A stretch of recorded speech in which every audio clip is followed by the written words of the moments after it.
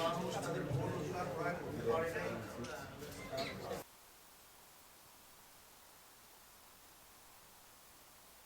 ইফতিজিনের শিকার হচ্ছে আমার মা বোনা সবচেয়ে বেশি আজকে বিবাহখানি হবে বলে আমি মনে করি না। এবং আমার প্রত্যেকটা মা বোনের অধিকার, তাদের শিক্ষা। 6 আসনের সংসদ সদস্য পদপ্রার্থী ইসলামিক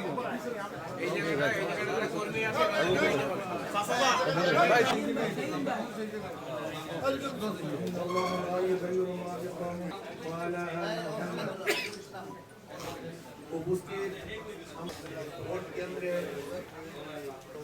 ইনশাআল্লাহ নিরাপত্তার সাথে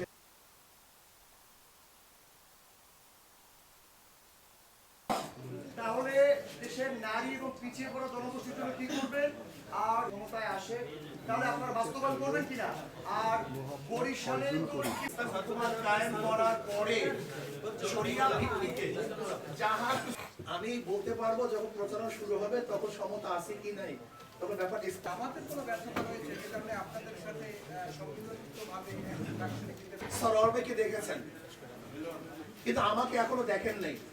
যদি